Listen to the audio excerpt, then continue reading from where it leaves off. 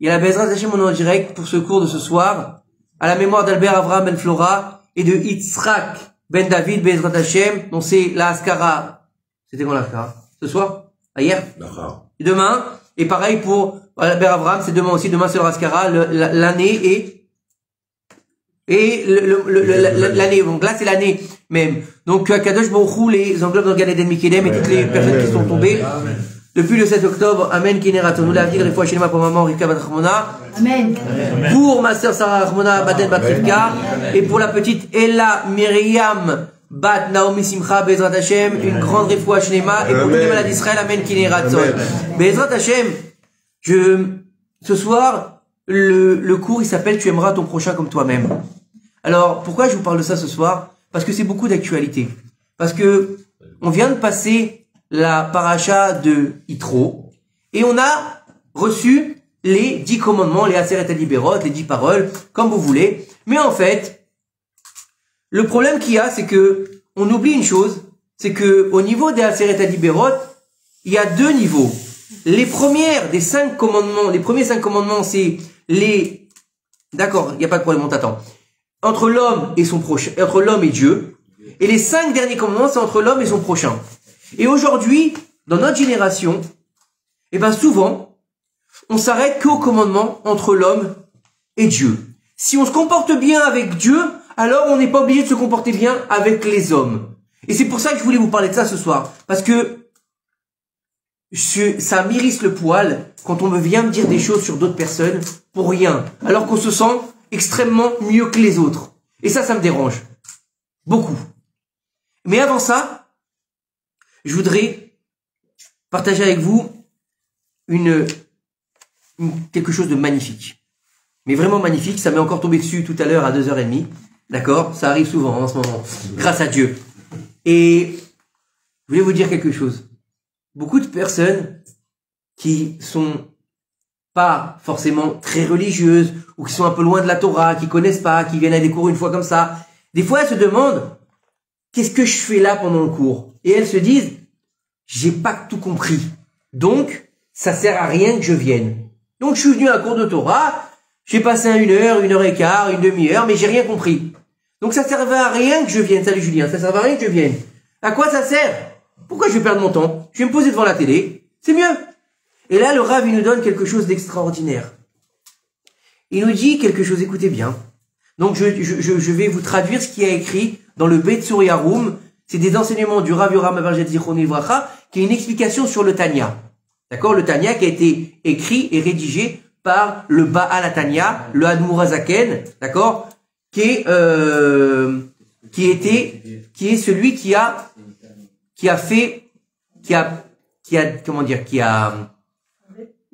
diffusé la Chassidoute Chabad au monde. D'accord? Maintenant, Chabad, c'est pas, comme je l'ai déjà dit, c'est pas simplement un mouvement.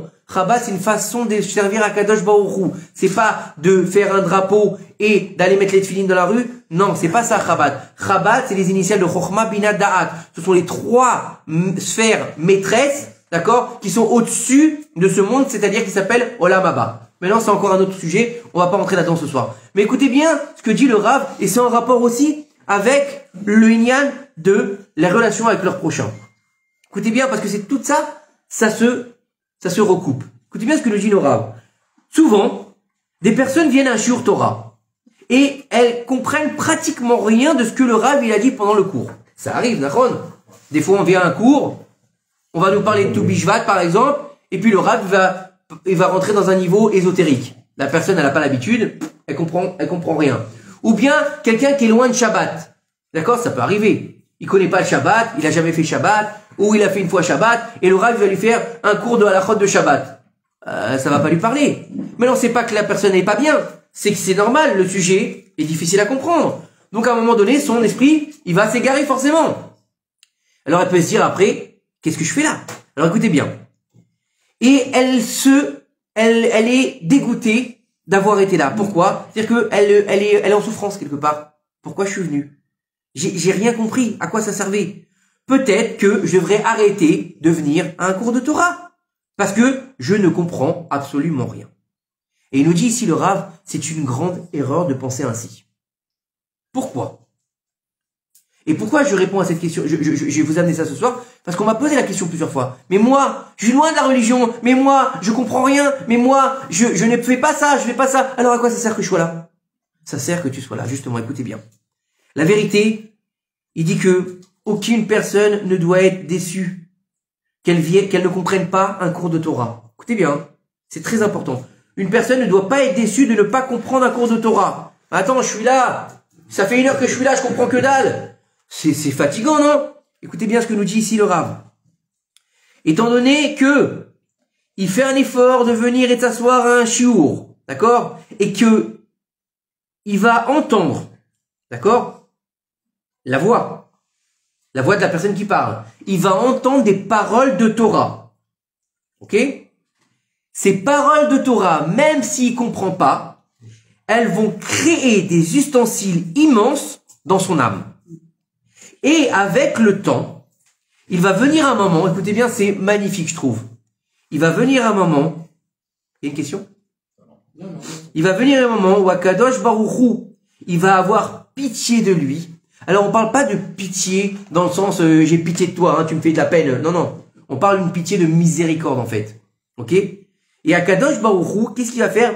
Il va décider de remplir les ustensiles qui ont été créés depuis tant d'années. Par là, écoutez bien, qu'est-ce qu'il nous dit? Par une abondance de sagesse.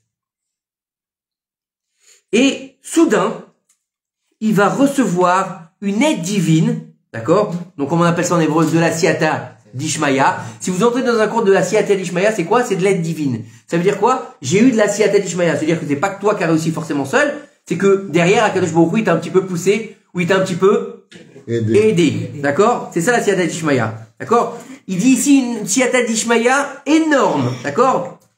Qui va le transformer. D'accord? Comme s'il était un fleuve qui ne cesse de couler. Donc vous voyez la différence, quelqu'un qui va à un cours de Torah, il comprend rien. Au bout d'un moment, il va quand même, ça s'appelle le lakshanout. Vous savez ce que c'est lakshanout? Il est têtu. Il est têtu mais dans le bon sens, c'est-à-dire qu'il va venir. Elle va venir, elle va s'asseoir, elle va rien comprendre 1 fois, 2 fois, 10 fois, 1 an, 2 ans.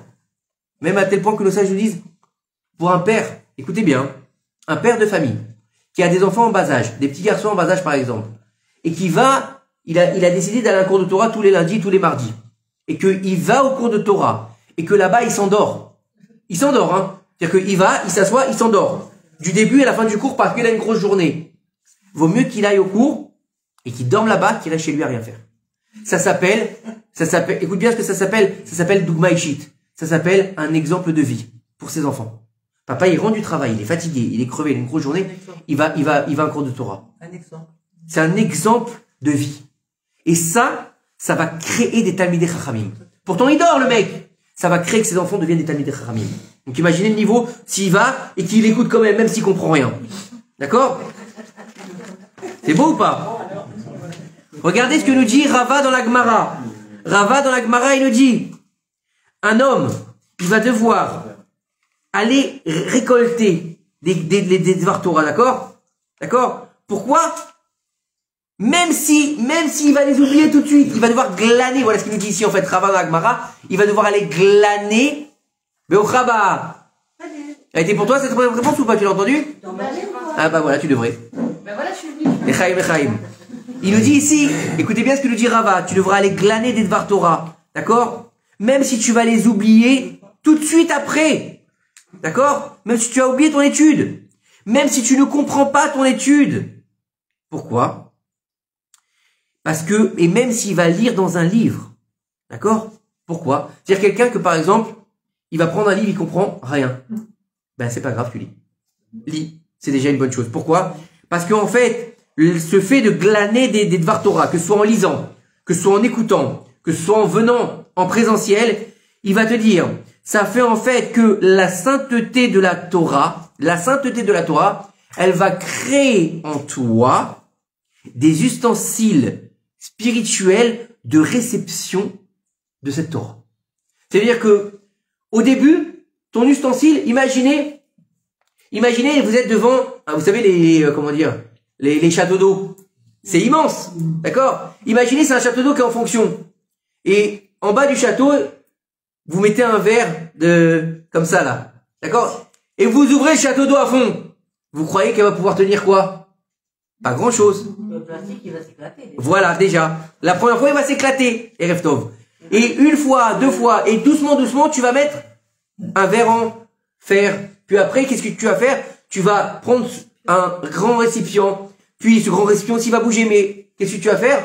Tu vas le sceller dans la terre. Puis ensuite, tu vas faire une chose pour que, par rapport au tremblement de terre, j'en sais rien. Et qu'est-ce qui va se passer? À un moment donné, quand tu vas ouvrir, même si ça va se sentir fort, qu'est-ce qui va se passer?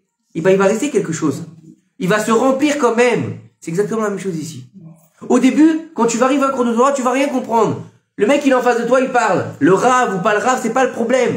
D'accord? Il parle, il va dire des choses, il va amener des choses ils sont loin de toi. Ta neshama, ton corps n'est pas prêt à les recevoir. Ta neshama, elle est déjà prête. Pourquoi? Parce que tu l'as déjà étudié dans le ventre de ta mère. Pendant 9 mois, chacun de nous étudie la Torah. Tout au long des 9 mois. Et il oublie à la sortie. C'est pour ça qu'on a cette phrase-là. L'ange, il nous fait chut. Donc ça veut dire, on vient pas apprendre quelque chose de nouveau. On vient faire une répétition. Et donc, en fait, il faut comprendre que le Inyan, il est de construire son ustensile. Et en fait, Akadosh Baruch Hu, à un moment donné, il va décider de le remplir correctement, avec une abondance de sagesse. Et tout d'un coup, cet homme-là, non seulement, il va comprendre, ou cette femme, hein, bien sûr, il va comprendre, mais ensuite, il va s'en rappeler.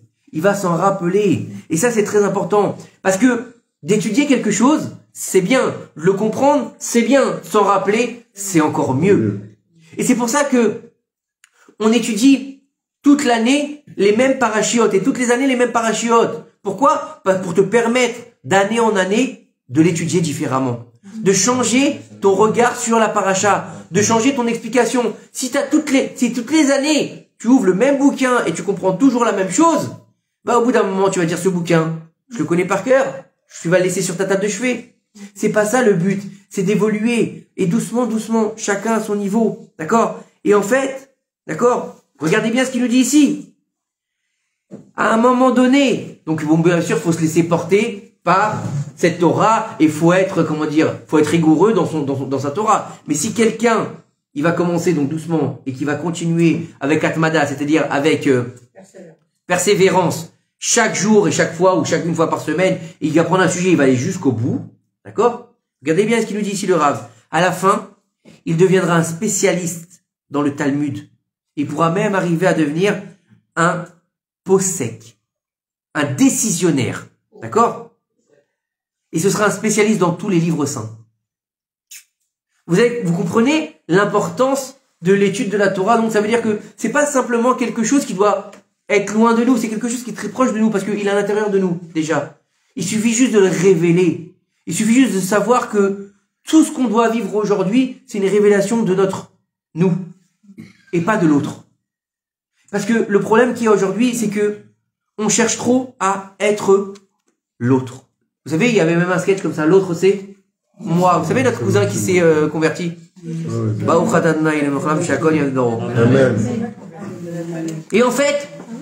Et en fait, pour revenir au début du cours, pourquoi si je voulais parler de ça aujourd'hui par rapport aux relations entre l'homme et son prochain, c'est que Baruch Hashem, mon oncle Zichron Livracha, c'est quelqu'un de très discret. Mais en tout cas, c'était quelqu'un qui parlait pas sur les gens. C'est quelqu'un qui aimait pas. Il était dans son coin et c'était quelqu'un qui jugeait favorablement. Et ça, c'est important. Parce qu'aujourd'hui, justement, qu'est-ce qu'on vient faire? Je me trompe? Aujourd'hui, qu'est-ce qu'on vient faire? On vient se permettre de dire des choses sur les gens. Ah, parce que on est un petit peu religieux, alors on a le droit on a étudié un petit peu de Gemara. Oh, mais lui, il fait pas comme il faut. Oh, l'autre, elle fait pas comme il faut. Oh oui, mais il parle à la synagogue. Oh, ils sont comme si. Mais tais-toi. Rien que ça, c'est du Lachon Hara quand tu viens me le dire. Ou que tu viens le dire à quelqu'un d'autre. Alors, en quoi t'es mieux que lui si tu fais déjà du Lachon Hara? Alors, le rapport avec Dieu, il est parfait. Attention. On est des saints devant Dieu. Mais il faut savoir une chose, c'est que Dieu, il a dit, celui qui aime les créatures, je l'aimerai. Celui qui n'aime pas les créatures, je le déteste. Alors, allez-nous. Ça veut dire quoi? Ça veut dire que les sages, ils nous disent que c'est plus important d'aimer son prochain que d'aimer Dieu. Parce que c'est comme ça qu'on arrive à l'amour de Dieu. C'est pour ça que Rabbi Akiva disait, Ve'afta l'erecha kamocha, zeklal gadol batorah. C'est le point que nos sages nous disent, ils disaient, c'est quoi? C'est le point le plus important de la Torah. Ou comme il a dit Hillel. Hillel, quand le converti il est venu le voir, il lui a dit, je veux que tu me convertisses sur un seul pied. Il lui a dit, ce que tu veux pas qu'on te fasse, le fais pas à l'autre. C'est toute la Torah, le reste c'est des commentaires. Il lui a dit, le reste c'est des commentaires. Va étudier. Vous comprenez le niveau? Ça veut dire que la relation avec le prochain, elle est hyper importante. Et dans notre génération, pour un tout et pour un rien, on va se permettre de parler sur l'autre. On va se permettre de trouver, d'accord, des griefs à l'autre. Ah, il fait ci. Eh, mais je pensais qu'il était religieux, celui-là. Mais excusez-moi, ça veut dire quoi? Religieux. Ça veut dire quoi, religieux? Depuis quand on est une religion? On n'est pas une religion, donc il n'y a pas de religieux. Alors quelqu'un, il est déguisé? Ah oui, ça arrive ça aujourd'hui, malheureusement. Ils font Pourim toute l'année. Mais le Inyan, il est où? Et là, pour se faire un petit peu aider, on va rapporter des paroles du Rav Yitzhak, Rav Nissim, je me trompe toujours, Yitzhak, je sais pas pourquoi je l'appelle toujours Yitzhak. Rav Nissim Yagen. Rav Nissim Yagen, qui a été un pionnier dans les Zikouï Arabim. Ça a été un pionnier en Israël dans les... Avec plaisir, Babette. C'est qui? Elle est ici? Non, je sais pas qui c'est. C'est un pionnier dans les cours à l'extérieur. Vous savez qu'à l'époque, c'était très rare quand les rabbinim allaient donner des cours à l'extérieur comme ça se fait aujourd'hui. Alors qu'il plaisait avec les femmes aujourd'hui, c'est vrai que c'est nouveau, mais avant c'était pas comme ça. Avant c'était, on voulait écouter le Rav, on allait au Beth Knesset, on venait à un cours de Torah en petit comité. Il n'y avait pas de rabbinim qui sortaient, qui allaient donner des cours avec 100, 200 personnes, c'était pas comme ça. Et le Rav Nissim Yagen, que son mérite nous protège, ça a été un des premiers, mais attention, le truc qu'il avait ce Rav, c'est qu'il était comme un sabre.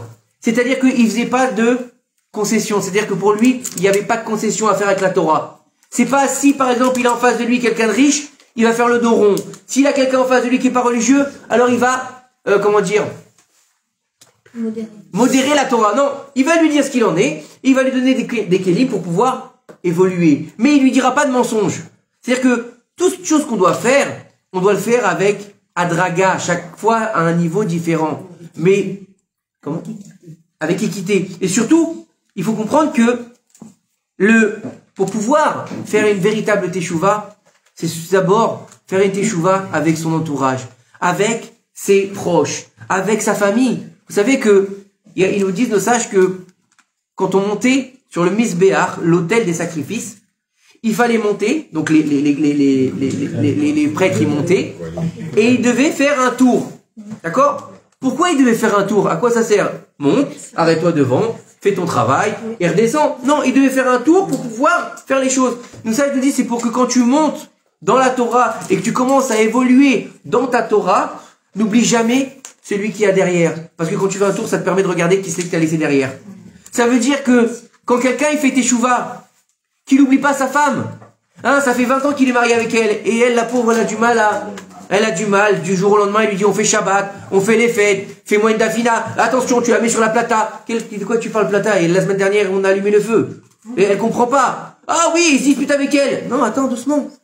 2 minutes. Laisse-lui le temps. Chacun à son niveau. Le fils qui oublie son père et sa mère parce qu'il a fait teshuva. La fille qui a oublié. C'est interdit de faire ça. Il faut toujours faire le tour. Et il nous dit ici que, ici, le Rav, il nous dit, regardez bien ce qu'il nous dit. Des fois, on se dispute.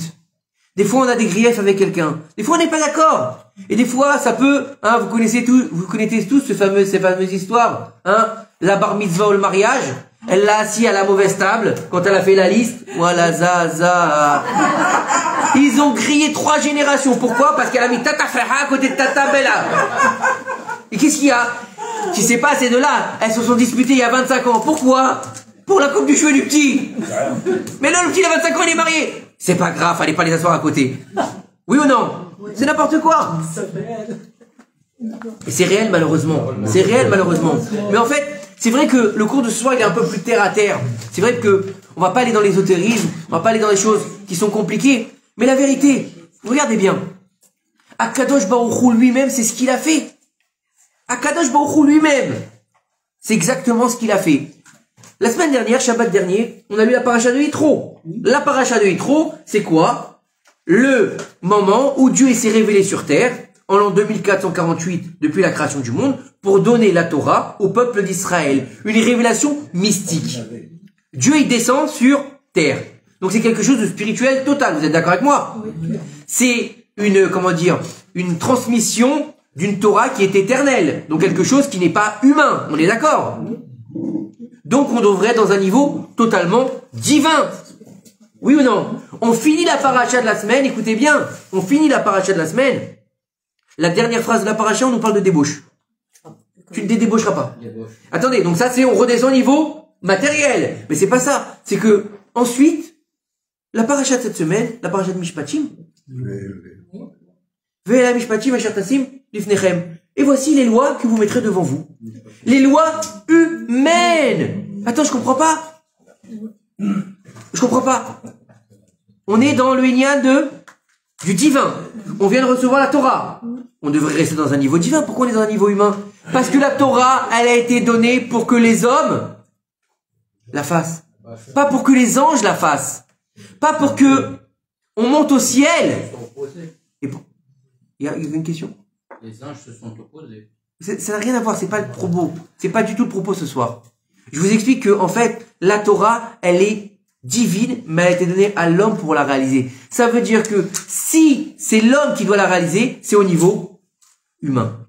Donc ça veut dire qu'on a besoin de lois humaines. Et c'est pour ça que la première loi que Dieu va donner à son peuple, c'est quoi? Lorsque tu achèteras un esclave hébreu. Donc on va pas rentrer dans les lois de l'esclave hébreu ce soir, mais il faut comprendre que la psychologie divine, elle est parfaite. Comment est-ce que tu peux parler à des gens d'acheter un évêque d'Ivry? On parle des choses qui vont se passer quand on rentre en Israël. Pas maintenant, hein. Pourquoi il leur parle maintenant de ça? Parce que justement, tu peux te sentir concerné quand tu as toi-même vécu la chose. Vous venez de sortir de l'esclavage, les Bnei Israël. Donc comprenez que lorsque tu vas avoir un esclave hébreu, tu dois te comporter avec lui correctement. Vous comprenez? Donc c'est tellement humain que c'est plus divin. Vous avez compris? Et pourtant ça vient du divin. C'est-à-dire elle est là toute la subtilité, toute la nuance de la Torah. C'est-à-dire que c'est quelque chose d'incommensurable. La Torah, elle est divine. Et pourtant, elle parle à l'homme. C'est pour ça qu'elle commence par un bête. Parce que Dieu, il a dit un, et nous, on comprend deux. Eh ouais. C'est pour ça qu'il y a le bête. Et c'est pour ça qu'on reçoit 2 tables de la loi. Qu'est-ce qu'il a besoin, Dieu, de nous donner 2 tables? Donne-nous une et puis c'est tout. Qu'est-ce qu'il nous a donné, la mise à jour? Non. Il nous donne 2 tables de la loi parce qu'on n'est pas capable d'en comprendre une. C'est impossible. Puisque le Echad, c'est qui? C'est que lui, ou sinon on devient Dieu. Et ça, c'est pas possible. Et ça, c'est pas possible. Si on devient Dieu, on pense redevenir Dieu, on réitère la faute originelle avec le serpent qui a dit à Chava, Dieu, il a mangé l'arbre de fruit, le fruit défendu pour devenir lui-même Dieu. Vous avez compris? Donc, qu'est-ce qu'il y a? Le serpent, il a dit à Chava, d'accord, à la faute originelle, il lui dit, pourquoi tu crois que Dieu vous a interdit de manger ce fruit-là? Elle a dit, je sais pas, parce que c'est péché, je sais rien. Il lui a dit non, le Midrash, il nous dit que, il lui a dit, le serpent, Dieu, il veut pas que vous en mangiez, parce que si vous en mangez, vous allez devenir un Dieu comme lui. Tu as compris? Donc, il faut savoir qu'il nous dit ici que, des fois on se dispute avec un membre de sa famille, avec un ami ou quelque chose. Et après, qu'est-ce qui se passe? Si Dieu veut, on se réconcilie. D'accord? Et donc on va se pardonner. Et le Rav, il nous dit ici, le Rav Egen, il nous dit que le pardon, il faut pas qu'il soit un pardon, c'est bon, on oublie tout et allez, on passe à autre chose. Non. Il nous dit ici, regardez bien, il faut que ce soit un pardon entier et définitif, sinon c'est un mensonge. Sinon c'est un mensonge. Je vous dis, salut, c'est mes parents. Je leur fais un petit coucou. Et le roi. Voilà, tout le monde vous dit bonjour. Alors, ça veut dire quoi? Pardonner de tout son cœur, ça veut dire quoi? Non, je les vois pas, hein. C'est eux qui me voient. Et, attends, cette personne-là, il m'a manqué de respect, ou on s'est disputé pour X raison, il m'a sali auprès de d'autres personnes. Comment est-ce que tu veux lui pardonner comme si c'était jamais rien passé? C'est très difficile. Humainement parlant, c'est... Eh ben non, c'est pas impossible, sinon le rabbin ne le dirait pas. Si c'était impossible, faut comprendre que les rabbins sont des êtres humains. Si c'était impossible, ils le diraient pas et ils l'écriraient pas. Parce que là, ce que je suis en train de vous dire, c'est écrit dans un livre. Donc si le Rav l'a écrit, vous savez, il y a quelque chose de fantastique avec les rabbanim. La plupart des choses qu'ils ont écrit, c'est qu'ils l'ont fait, qu'ils l'ont vécu. Et il nous rapporte ici, écoutez bien qui est-ce qu'il nous rapporte. Il nous rapporte ici Rabbi Israël de Salente. Rabbi Israël de Salente, on l'appelle le Sanégor d'Israël. C'est quoi? Rabbi Israël de Salente, c'était un Rav qui trouvait toujours des circonstances atténuantes pour le peuple d'Israël, même quand il fautait. Même quand il fautait. Vous imaginez le truc? Hein, je sais plus si c'était lui ou c'était un autre. C'était un autre qui avait vu les Juifs aller à la plage mixte. D'accord? La plage mixte. Alors, c'était un Rav qui avait vu les Juifs aller à la plage mixte. Et il disait, alors il était avec un autre Rav. Là, je crois que c'était deux rabbanim. Et donc, ils étaient passés, je sais plus, sur une taillelette. Et là, il y en a un pan, oh, Shabbat! Et là, ils sont sur la plage, ils étaient pêchés, le troum du Shabbat, et ta. Et l'autre Rav, il lui dit, mais qu'est-ce que tu veux? Ils vont au mikvé. Et j'ai trouvé ça beau. Donc, il nous dit ici, regardez le conseil qu'il donne. D'accord? Il rapporte le roi Shlomo Améler, le plus sage de tous les hommes. Ok? Shlomo Améler, il faut savoir une chose, c'est que on peut pas comprendre la sagesse du roi Shlomo. On appelle Shlomo le plus sage de tous les hommes. Ça veut dire quoi? Ça veut dire que il arrive à un niveau de sagesse exceptionnel. Shlomo Améler, à l'âge de 12 ans, il est devenu roi d'Israël. Il avait 12 ans. Vous savez, à 12 ans, ce qu'on a envie aujourd'hui? Une PlayStation. Hein? À 12 ans, Dieu lui dit, dis-moi ce que tu veux, je te le donnerai. Un enfant aujourd'hui, tu lui dis, dis-moi tout ce que tu veux, je te le donnerai. Alors là, il va s'en donner à cœur joie. Hein? Il va dire, donne-moi une salle de jeu, donne-moi des gonzesses, hein? Mais tu lui demanderas pas au gosse. Donne-moi des thunes. Ouais. Il va croire c'est un génie, il va frotter la lampe. D'accord? Shlomo Améler, il a demandé la sagesse. Il a dit, avec la sagesse, on a tout. Et c'est vrai qu'il a tout eu. Un règne exceptionnel. C'est pour ça qu'il s'appelait Shlomo, parce qu'il était Shalem, son règne. Après, ce qu'il a fait à côté, c'est encore une autre histoire. Mais en tout cas, son règne, il était dans la shlemut. Ça veut dire quoi? Dans la complétude. C'est-à-dire qu'il arrive à un niveau de règne, d'accord? Si je me souviens bien, j'avais étudié ça il y a quelques années, qu'à l'époque de Shlomo Améler, on interdisait les conversions. Pourquoi? Parce qu'il y avait un intérêt à venir se convertir. Bah oui, comme c'était le faste d'Israël, donc il voulait pas que les gens viennent se convertir pour la raison de venir être le pilier du monde. Vous avez compris? Voilà. Alors maintenant, écoutez bien ce qu'il nous dit. Il nous dit, si ton ennemi a faim, donne-lui à manger. Shlomo Améler dans Mishneh nous dit ça. Si ton ennemi a faim, donne-lui à manger. Tu vas lui donner à manger ou tu vas lui mettre des coups de pompe? Qu'est-ce que t'en penses, James? Tu mets des coups de pompe, toi, ou pas, James? Non. Oui? Je ne dis pas le mot. Non, il dit, hein? Allez, et les Arabes! On va rentrer avec quelqu'un à Gaza. Alors écoutez bien. Non, écoutez bien ce que nous disent nos sages. Il faut savoir une chose, c'est que dans la Torah, quand il y a marqué ton ennemi, d'accord? Quand il y a marqué ton ennemi en général, c'est un juif, on parle d'un juif. On parle d'un juif. Par exemple, quand on dit dans la Torah, si tu vois l'âne de ton ennemi qui est par terre, relève-le. D'accord? C'est pas un, comment ça s'appelle? C'est pas un non-juif. Non. C'est pas un gazaoui. Il y a un midrash qui rapporte justement, il y a un midrash qui rapporte que, à la fin de la, écoutez-moi. À la fin de la Megillat Esther, à la fin, vous avez tous lu la Megillat Esther. À la fin, Achashverosh, il a du mal à trouver le sommeil. D'accord? Et qu'est-ce qu'il va faire? Il va demander qu'on ouvre le livre des mémoires. Et là-bas, il va voir que Mordechai, il lui a sauvé la vie avec Bigtan Betcheresh, il voulait l'empoisonner, et que on lui avait rien fait pour le remercier. Et là, tout d'un coup, Aman, il arrive, et il lui dit, qu'est-ce que tu ferais pour quelqu'un qui aurait sauvé la vie du roi? Et l'autre, il dit, quelqu'un qui est, c'est moi. Et là, il dit, on va lui mettre la couronne du roi, l'habit du roi, le cheval du roi, et on va prendre un imbécile qui va dire devant, voilà comment le roi, il donne honneur à celui qui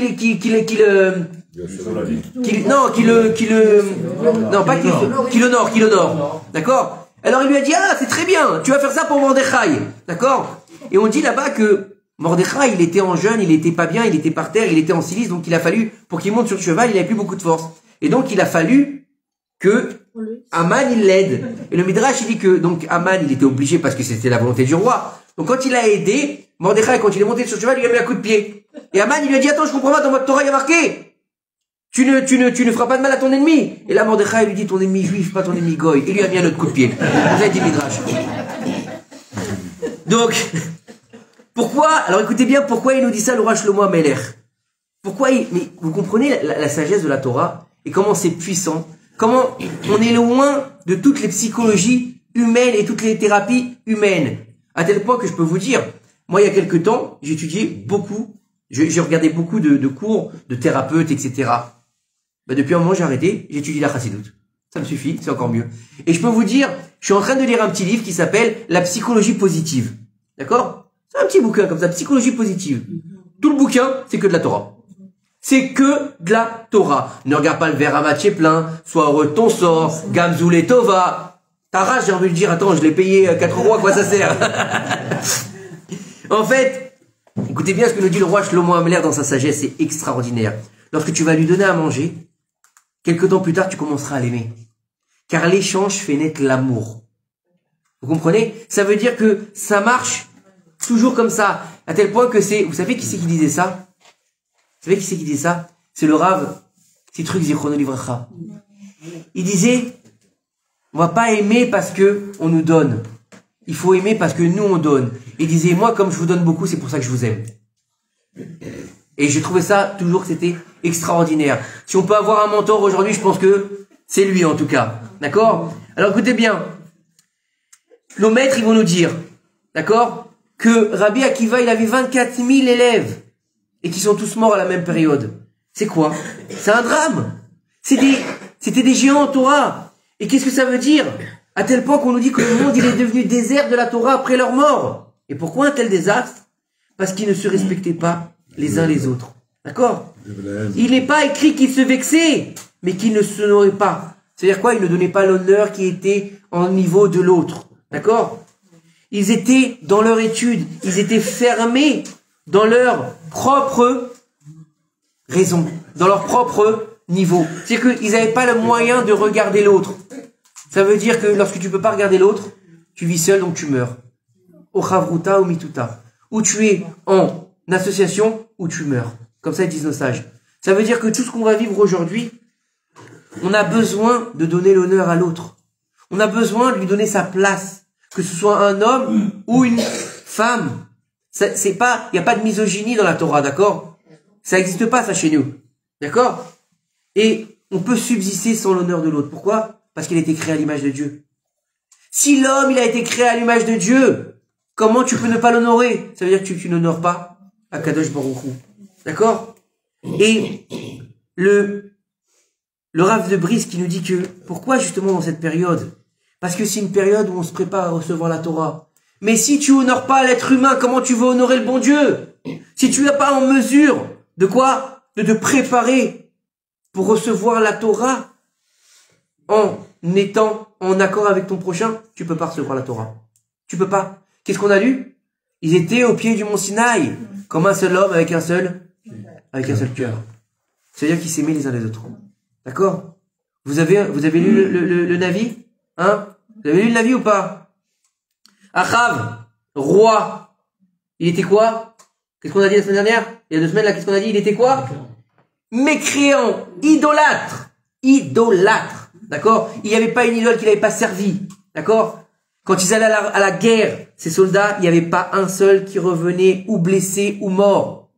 Alors qu'à l'époque du roi Shaoul et du roi David, il y en avait. Attends, l'autre c'est un idolâtre. Un idolâtre, hein. Pas un petit idolâtre, hein. Un grand idolâtre. Il a même fait fauter le peuple d'Israël. Ok? Il n'y a pas un seul soldat qui est rentré. Mort ou blessé. David Amelech, il nous a laissé le Télim. Shaoul Amelech, on dit que c'était un sadique qui est sodolam. Comment ça se fait? Parce qu'à l'époque de Achav, ils s'aimaient les uns les autres. Ils parlaient pas de la shonara les uns les autres. À l'époque de David et de Shaoul, malheureusement, oui. Vous comprenez? Donc en fait, notre propre ennemi, c'est qui? C'est nous. C'est nous. D'accord? Écoute bien ce qu'il nous dit ici. Le Rav de Brice qui nous dit, lorsqu'un homme ne sait pas honorer son prochain, il n'a pas de mérite de subsister. Il ne restera rien de sa Torah. Il est interdit d'apprendre la Torah d'un homme qui n'honore pas son prochain. Comprenez où ça va aujourd'hui? De venir cracher sur son voisin, de venir dire, oui, moi j'ai étudié comme ça, et moi, et lui, non. Mais ton étude, elle sert à quoi? À zéro. À rien. Ça veut dire que tu as étudié pour rien. Tu sais ce que tu as fait avec ton étude? Je veux dire quelque chose. Donc il a dit ici, le Rav de Brisk, hein, c'est pas de moi, que non seulement l'étude ne subsistera pas, mais vous savez ce qu'elle fait en plus de ça? Toute l'étude de Torah, pourtant c'est simple, elle va aller nourrir la clipa, elle va aller nourrir les corps d'impureté, et qui va, elle, grandir.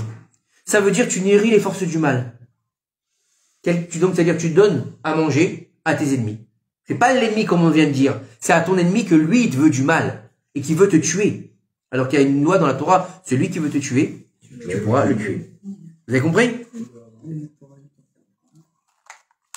Écoutez bien jusqu'où ça va.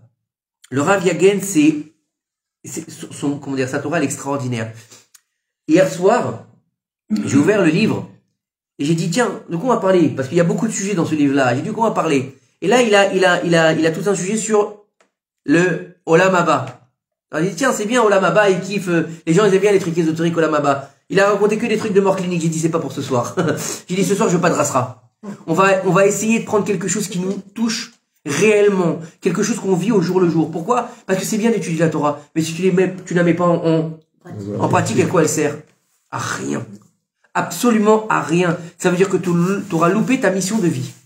Puisque on est dans le monde de l'action. Le Olam Ha'asiya. On n'est pas dans le monde de la bria, de la création, ni dans le monde de la tzilut, dans le monde de l'émanation. D'accord? On n'est pas des neshamot qui volent dans le ciel. On n'est pas des anges avec des ailes. Vous avez pas vu cette belle haftara qu'on a lue ce Shabbat? Hein? Qu'est-ce que c'était le début? Séraphim. Séraphim et Ma'alolot. Il nous parle des séraphim. Vous savez ce que c'est les séraphins? C'est des anges. Ben, c'est simple. Soref, c'est brûlé. C'est des anges de feu. D'accord? Vous savez ce que c'est un ange de feu? Et là-bas, il est décrit, l'ange de feu. 6 ailes. Hein? C'est ça. Sèche Kenafaim. D'accord? Qui cache son visage. Qui cache ses pieds. Et des autres pour voler. D'accord? On n'est pas au niveau des anges. Laissez-les tranquilles, les anges. On est des chayot à Kodesh, nous. Il y en a, c'est certains, c'est des chayot. Mais bon, ça, c'est encore une autre histoire. D'accord? Mais comprenez que on est en train de perdre notre humanité. On est en train de perdre notre humanité. Et malheureusement, au nom de la Torah. Au nom de la Torah. Ça s'appelle du Chilul Hashem. Ça veut dire qu'on va amener nos grosses bottes en disant, tu sais, la Torah l'a dit comme ça. Et tu vas écraser l'autre parce que tu te rapportes de la Torah. C'est interdit. C'est interdit. Dieu, c'est pas ça. Dieu, il a jamais demandé ça. Écoutez bien jusqu'où ça va. Il y a un oiseau qui s'appelle la chassida. D'accord? La chassida en français, ça s'appelle la cigogne. La cigogne? Hein? C'est laquelle la cigogne? C'est celle qui a le gros machin là? Non. Non? Ah non, là, non. Non, c'est un pélican. Là, c'est un pélican. Celle qui amène les bébés. Ah, la cigogne, ouais. Celle qui amène les bébés en Alsace. En Alsace. C'est celle qui amène les bébés dans les dessins animés. D'accord, je vois ce que c'est une cigogne. Celle qui a le long bec comme ça? Ok. Non. Elle s'appelle la chassida. C'est quoi chassida? C'est quelqu'un qui fait du chesed. D'accord? Et Rav Yehuda, il nous dit pourquoi elle s'appelle la chassida? Alors il nous dit ici parce qu'elle agit avec miséricorde et bonté avec ses semblables. D'accord? Alors pourquoi? Ça veut dire quoi? Lorsqu'elle trouve de la nourriture, elle rassemble tous ses semblables et elle leur donne. D'accord? C'est génial ou pas? C'est génial. C'est mieux qu'une association caritative, ça. Hein? Alors, il y a une question qui se pose. Écoutez bien la question qui se pose aujourd'hui. Ça va au fond, vous m'entendez? C'est bon? Je crie pas trop? On te voit bien. Ah, en plus. Écoutez bien ce que nous dit ici la Torah.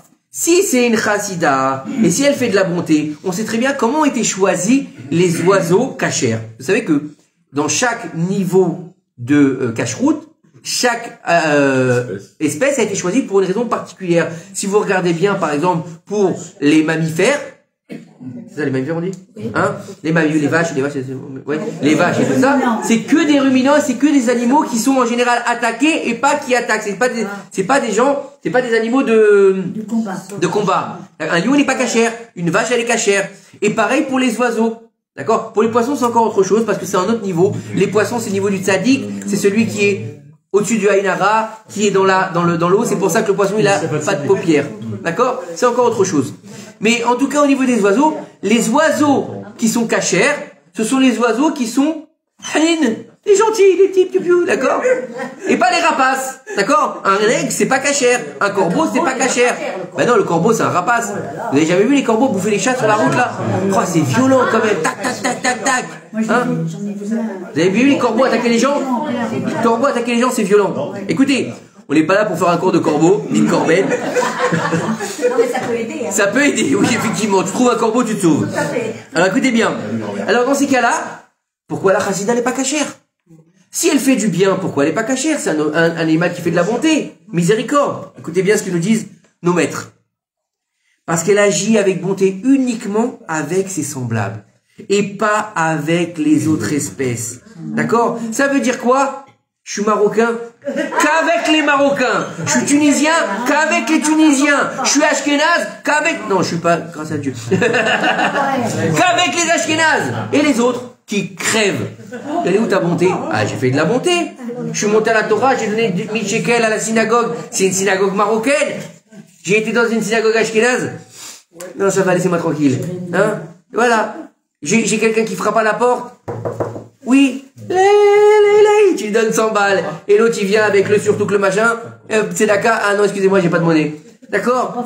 Et ben, c'est ça la chassida. C'est ça la chassida. Qu'avec ses semblables. Alors que nous, on doit faire de la bonté avec tout le monde qui est juif. Alors, par contre, il y a Inyan. C'est quoi? D'abord, on fait de la bonté avec les gens de notre famille. D'accord? Qui t'a donné? On donne avec nos proches. Après, on donne à nos gens qui sont dans notre ville. D'accord? Puis ensuite, autour de la ville, et puis après, les autres pays. D'accord? Dans notre pays, après... Après, t'as plus de sous, voilà, effectivement. Il faut pas dire, ah, celui-là, il est tel chassidou, tu veux pas lui donner. Celui-là, il étudie la Torah comme ça, il a pas la même kippa que moi, non, chas v'shalom. D'accord? Ça, c'est la cause, écoutez bien ce que nous dit le Rav Yagen. Ça, c'est la cause de la destruction du temple. Ça veut dire que tu détruis au lieu de construire. D'accord? On sait très bien qu'est-ce qui nous manque aujourd'hui. La haine gratuite, elle a détruit le temple. C'est l'amour gratuit qui va reconstruire le temple. Mais comment vous voulez qu'on ait de l'amour gratuit si on est toujours en train de critiquer nos semblables? Parce qu'il n'a pas fait comme nous on fait la Torah, parce qu'il n'a pas lu comme nous on lit, parce qu'il n'a pas le même minhag, ou parce qu'il manque du gefilte fish le vendredi. Et alors, s'il aime ça, qu'est-ce que ça peut te faire? Et dis-moi, il y en a qui n'aiment pas la pkaïla parce que ça sent fort, d'autres ils n'aiment pas le gefilte fish parce que c'est... Bon, parce que c'est un peu spécial, on va dire. C'est un peu dégueu, quand même. Mais chacun son histoire. Chacun son histoire. C'est pas pour ça qu'on peut pas s'entendre avec lui. Ah oui, les Ashkénazes et les Safarades, ils sont différents. Non, ils sont pas différents. Ils sont complémentaires. Mais nous, non, tout de suite, il est différent. Ah, si lui, il est Chabad, je l'aime pas. Si lui, il est Sfarad, je l'aime pas. Si lui, il est Breslev, je l'aime pas. Si lui, il a le Kippa Sruga, Hashem Ishmor. Comme une fois, j'ai entendu, les Kippot Srugot sont des hérétiques. Une fois, j'ai entendu ça. Les Kippot Srugot, c'est les Kippot tricotés. Comme il a Eric. C'est les Datilomi. C'est les Datilomi. C'est des hérétiques parce que... Mais s'ils pouvaient être au niveau des gens qui enseignent la Torah du Rav Kook, Alvaï. C'est la Torah d'Eretz Israël en général. C'est des gens qui sont très sionistes. Et de quel rang on peut dire ça? Je parle pas des tarés. Il y a malheureusement, chez nous, Dieu bénisse, il y en a un paquet de tarés, d'accord? Que ce soit chez les uns, chez les autres, on a plein de tarés. Et ça arrive chez tout le monde. Il y en a même qui se prennent pour Mashiach. D'accord? Il y en a plein. Il y a plein de ravagés. Mais on n'est pas là, on parle pour les vrais. Qu'est-ce que ça veut dire? De pas écouter un rap parce que ça qui ne te plaît pas. De pas... Ouh, je me suis pas mis en mode... Vidéo, vite. Non, mince, attends. Oh, je me suis... recommencer. Non, je me suis pas mis en mode silence. C'est pas grave, non, je recommence pas. D'accord? Écoutez bien. Ça a l'air intéressant. Et il nous dit ici que, d'accord, il faut comprendre jusqu'où ça peut aller. Il faut avoir de l'empathie pour son prochain. Écoutez bien jusqu'où ça va. Écoutez bien l'exemple exceptionnel qui va nous donner le Rav Yagen. Il nous dit que Binyamin, le frère de Yosef Hatzadik, donc on parle pas de gens qu'on n'a pas connus, c'est des gens qu'on a connus depuis qu'on est petit. Binyamin, le frère de Yosef Hatzadik, la 12e tribu. D'accord? Écoutez bien. Il s'est marié quelques années après la vente de Yosef. Ok? Dieu bénisse. Ok? Son frère, il est plus là depuis longtemps. Lui, il était tout petit quand Yosef, il a été vendu. D'accord? Il aurait pu oublier son frère. Il a décidé de pas oublier son frère. Qu'est-ce qu'il a fait? Il s'est marié. Et Dieu bénisse. Il était prolifique. Il a eu 10 enfants. Dieu bénisse. Et vous savez comment il a appelé? Écoute bien. Écoute bien ce qu'il dit ici. Combien il avait d'enfants? 10. Comment il les avait appelés? Bela, Beker, Ashbel, Gera, Naaman, Echi, Rosh, Moupim, Choupim, Horde. C'est des noms un peu space, hein? Non? Il aurait pas pu les appeler David, Jonathan, non? Non, ceux-là, ils ont fait la chanson. Bref. Il aurait pas pu. Non, écoutez bien. Alors, pourquoi il les a nommés comme ça? Écoutez bien l'empathie de Binyamin, le tzaddik qui est Sodolam, qui a mérité que le temple soit construit sur son territoire. Il a dit, j'avais un frère disparu, comme ça il nous dit le Midrash, j'avais un frère qui a disparu. Mes 10 fils, ils sont nommés en fonction de mon frère pour ne pas l'oublier. Le premier, il s'appelle Bela parce qu'il était avalé chez Nivla. D'accord? Il a été avalé par, comme on sait, une bête, elle a avalé mon frère parce qu'il a été jeté aussi dans le puits. D'accord? Ok? Il était avalé aussi dans l'assimilation de l'Égypte. Ok? Becher parce qu'il était l'aîné. Becher, c'est Bechor parce qu'il était l'aîné de ma mère. Puisque Yosef et Binyamin sont des frères de la même mère, donc c'était l'aîné de sa mère, d'accord? Ashbel, il a été enlevé. Ashbel, c'est Chevi. Chevi, c'est quoi? C'est un prisonnier. Hein, c'est très d'actualité, les prisonniers. Que Akadosh Baruch Hu, il fasse sortir tous nos otages en vie, Bekaror, Mamash. Amen. Et que nous, on soit les acteurs de cette délivrance, qu'on prie pour eux tous les jours. La prière, c'est plus fort que le jeûne. D'accord? Guéra. Guéra, c'est devient de guerre, étranger. Pourquoi? Parce qu'il a été étranger en terre étrangère. Choupim. D'accord? Choupim, pourquoi? Parce qu'il n'était pas à son mariage. Il n'a pas assisté à son mariage, il n'a pas assisté à mon mariage. Etc., etc. Donc vous comprenez que, en fait, le Inyan, que Binyamin, il nous dit en fait que il s'est attaché, au lieu de s'attacher à sa femme ou à son père, il aurait pu nommer son fils comme son père ou n'importe comment. Non, il a voulu graver dans ses histoires ce que son fils, ce que son frère, il avait disparu, pour pouvoir s'en rappeler, pour qu'il ait toujours dans l'esprit son frère disparu.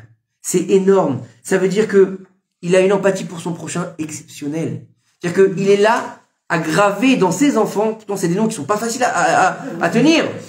Pourquoi? Pour qu'il n'oublie pas son frère. Ça veut dire qu'il partage la souffrance de son frère quelque part.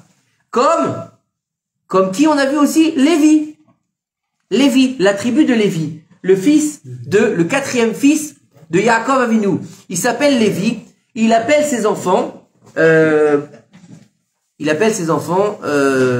il les appelait? Gershom, Merari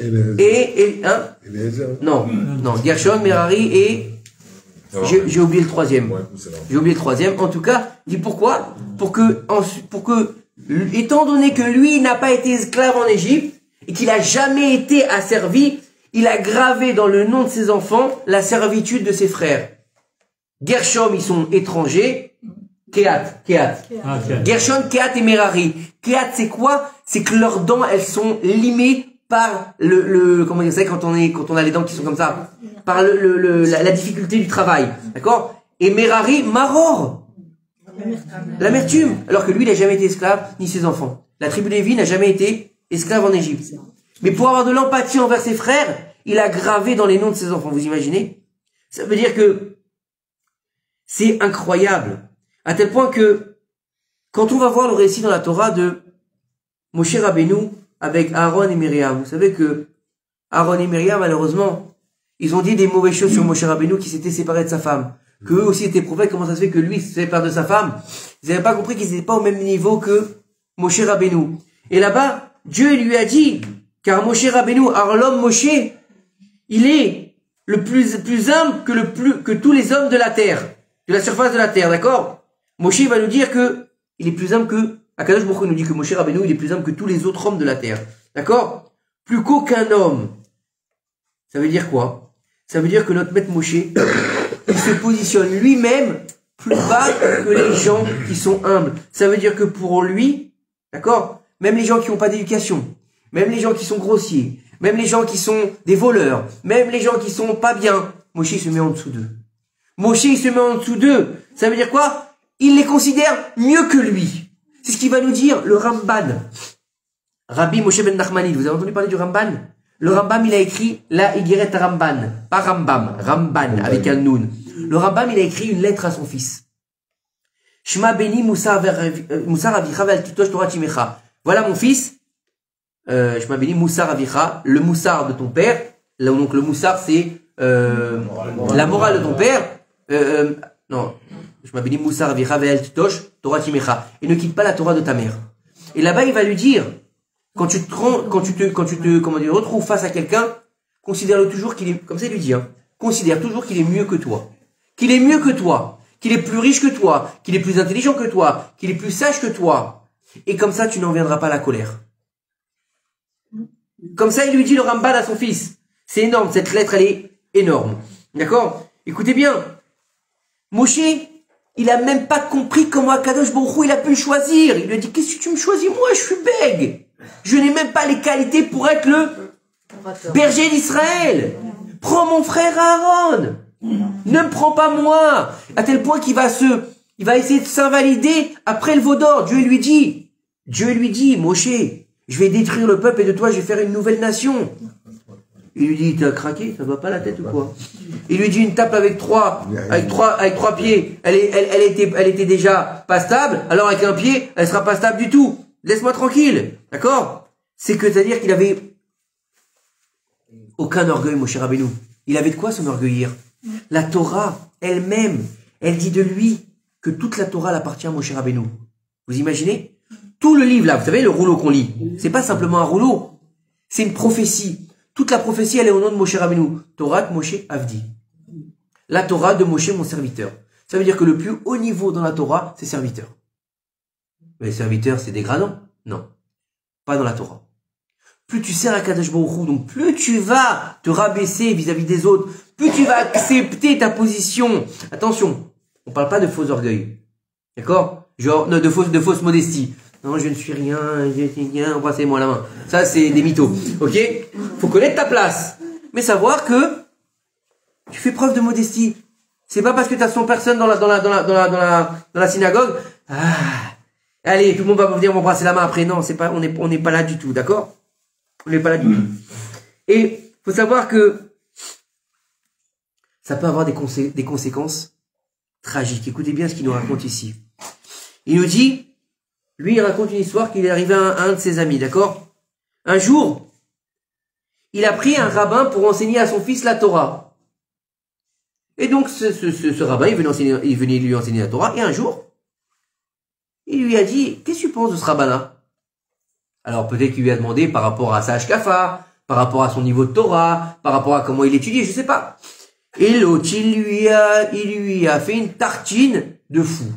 Il a pas de crainte du ciel, il prie pas comme il faut, il sait pas faire de louanges.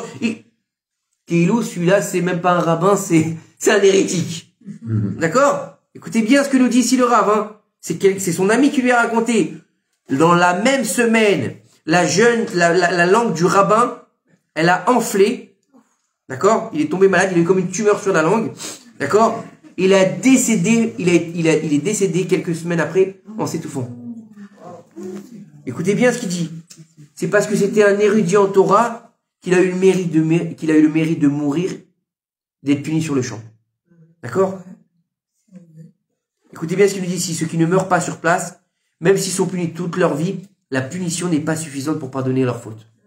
Vous comprenez? Où est-ce qu'on va? Ça veut dire que c'est impossible de comprendre ce que Dieu nous demande si on n'est pas un minimum humble. C'est impossible d'être un serviteur d'Hachem si on a toujours quelque chose à dire contre les autres. D'aider quelqu'un pour lui faire une tochacha. Une tochacha, c'est un reproche, une remontrance. D'accord? Il fait pas bien les choses. Tu vas l'expliquer comment faut faire. Ou éduquer quelqu'un. Nachon. Mais de venir le salir parce qu'il a fait comme ça, il a fait comme ci, il a fait comme ça, c'est un problème. Vous comprenez? De venir vers quelqu'un, il sait pas le type. Pour lui, d'allumer la lumière le Shabbat, c'est pas interdit. Lui, il a lu, faut pas allumer le feu.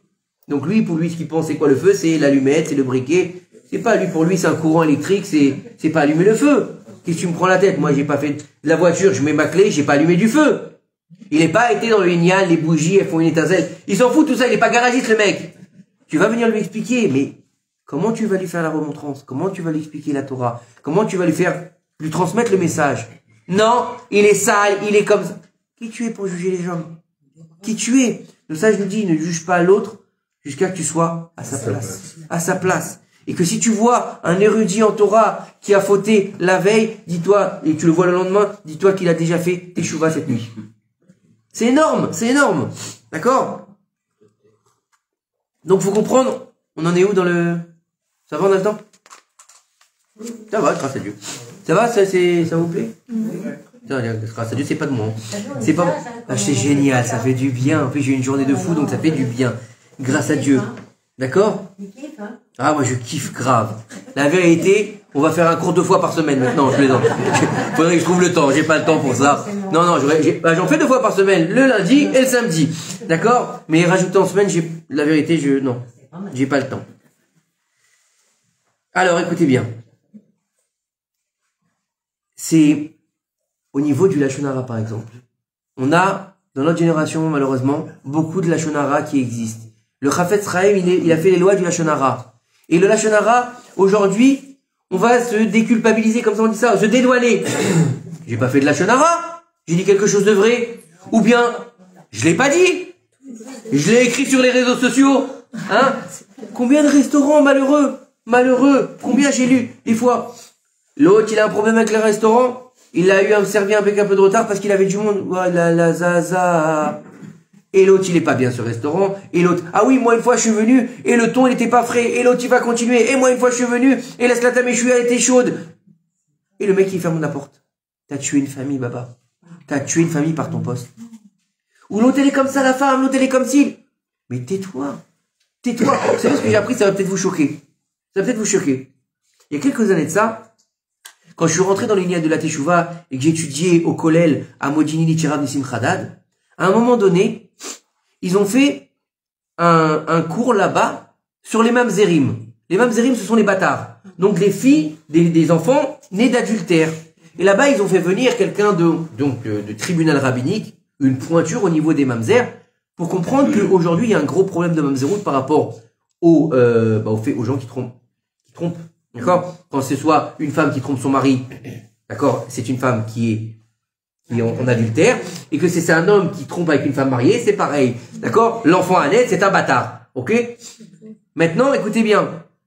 Maintenant, il cherche des solutions pour invalider la mamzeroute. Ok? Et il explique une chose, écoutez bien. Il explique une chose, et j'étais choqué, mais vous allez être choqué aussi. Si par exemple, tu sais qu'une femme, elle a trompé son mari. Une femme, écoutez bien ce que je dis, une femme qui a trompé son mari. Normalement, une femme qui a trompé son mari, s'il le sait, il doit divorcer. Il doit divorcer, pourquoi? Parce que c'est interdit de rester avec elle. L'inverse, si elle le pardonne, ils peuvent rester mariés. Vous trouvez normal ça? Je suis pas là pour trouver ça normal ou pas. J'explique. Je t'expliquerai plus tard pourquoi, si tu veux. D'accord? Je t'expliquerai plus tard pourquoi. Il y a une raison ésotérique derrière, c'est encore autre chose. Maintenant, écoutez bien. Le Rav, il a expliqué là-bas, si on sait, il faut s'abstenir de le dire au mari. Interdit. C'est interdit de le dire au mari. Tais-toi, c'est pas la peine. Si lui, il ne le sait pas, ne sois pas l'oiseau de mauvaise augure qui va lui dire, pourquoi? Parce qu'il est obligé de divorcer. Et là, tu détruis une famille. Vous imaginez quand c'est grave, elle l'a trompé. Eh ben non, tu dis rien, tu te tais. Tu te tais. C'est un niveau. C'est aime ton prochain comme toi-même. Mais elle l'a trompé. C'est mon ami. C'est dégueulasse. Tais-toi. Tais-toi, c'est ça l'amour. D'accord? Des fois, pour aimer quelqu'un, faut mieux se taire. C'est la femme de ton frère, je suis vraiment ton frère. Tu te tais, c'est tout. Bah, tu te mords les lèvres ou j'en sais rien, tu te débrouilles. Voilà, je vous dis ce qu'il en est. Qu'elle ne trompe pas, c'est tout. Voilà, et qu'elle ne trompe pas, voilà, une bonne fois, ça suffit un petit peu, hein. Qu'elle reste tranquille et puis c'est tout. Alors, si c'est lui qui le trompe, si c'est lui qui le trompe, tu vas le voir et tu le déchires. D'accord? Maintenant, il faut savoir une chose. Pour répondre à la question quand même qui est importante. Un homme n'a pas le droit de tromper sa femme. Il n'a pas le droit. C'est pas légitime parce qu'il ne doit pas divorcer qu'il doit tromper sa femme. C'est un problème. Maintenant, si elle lui, c'est au niveau de la halakha. Si elle l'accepte et qu'elle veut continuer à vivre avec lui, elle peut. Si un mari il est au courant que sa femme l'a trompé et qu'il accepte quand même de vivre, il la pardonne, il n'a pas le droit. C'est ça la différence, il n'a pas le droit. Vous comprenez? C'est un drame. Écoutez bien. Non, aujourd'hui, alors écoutez bien. À l'époque, un homme avait le droit d'avoir plusieurs femmes. Mais pour avoir plusieurs, écoutez-moi. Il fallait qu'il les épouse. D'accord? Avec une ketouba, avec un shtar et avec... C'est ma question. Oui, il avait le droit. À l'époque, il avait le droit. D'accord? Mais il fallait qu'il s'engage à donner la même chose à chacune. D'accord? Alors, on a vu dans les études que je fais en ce moment qu'on avait le droit à 4 femmes maximum. Pourquoi? Pour faire le tour du cadran. Vous avez compris par rapport aux règles. D'accord?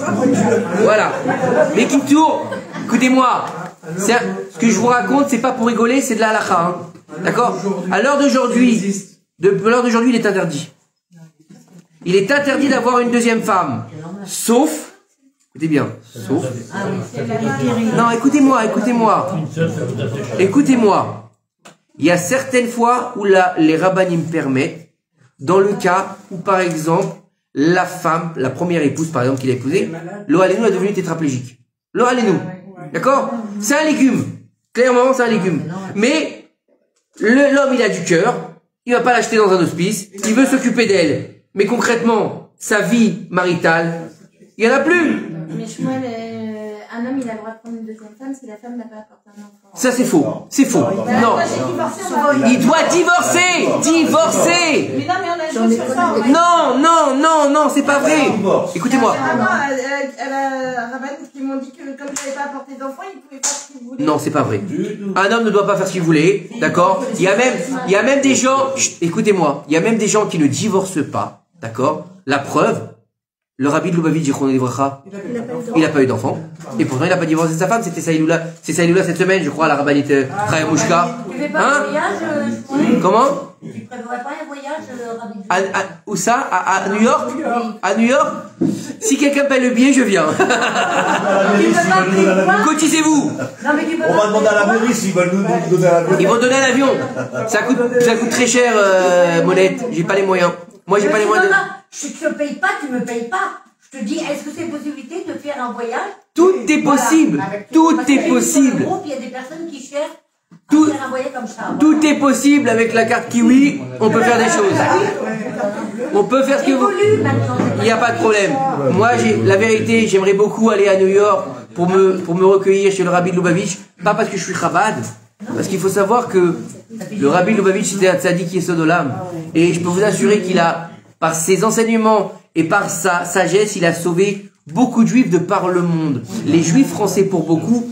Bien sûr, le Rav, Citrus Zichronéophra, il a fait énormément pour le judaïsme français par rapport au Beddin, par rapport au mariage, par rapport aux écoles.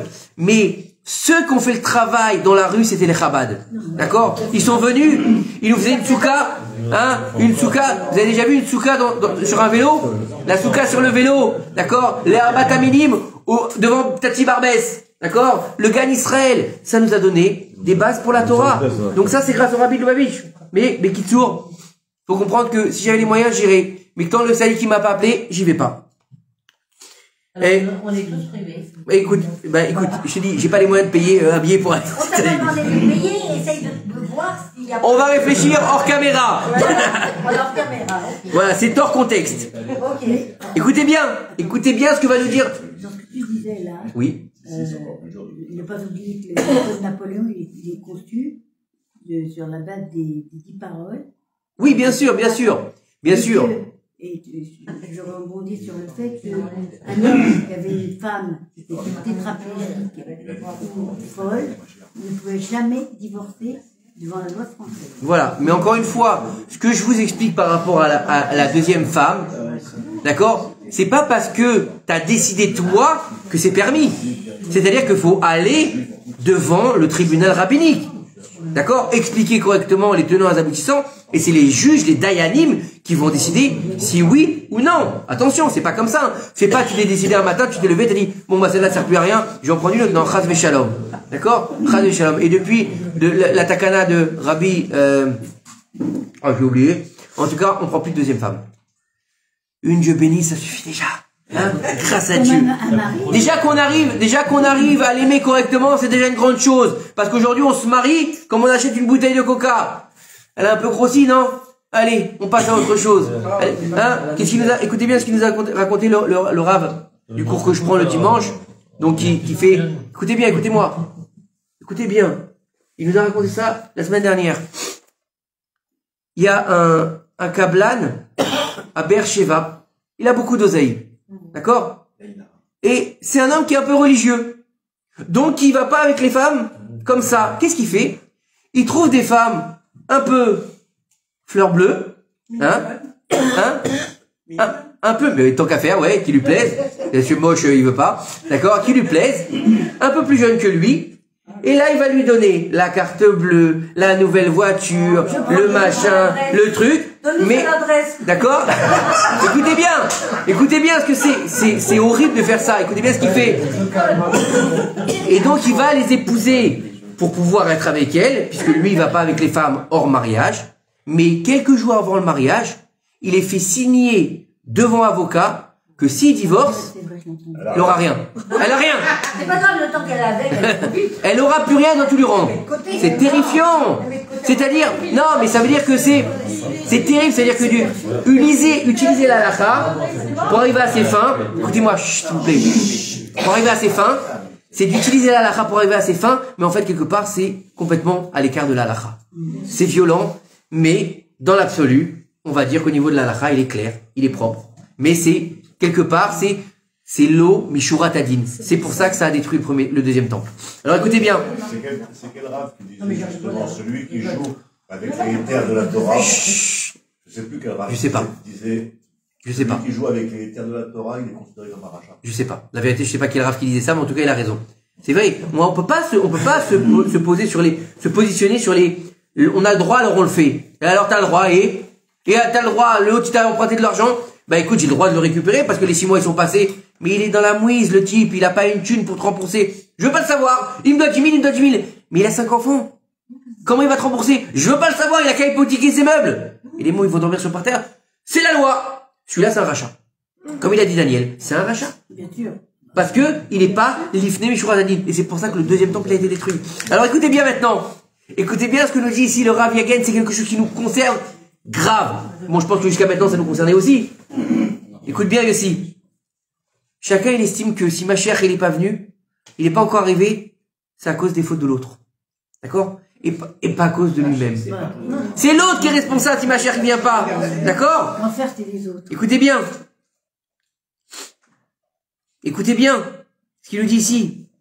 C'est pas du tout ça. C'est quand il nous dit ici que lorsque Yona, le prophète, il a fui. Vous savez, Yona, l'histoire de Kippour. Yona, il a fui parce qu'il devait aller dire à Ninive que ça allait être détruit.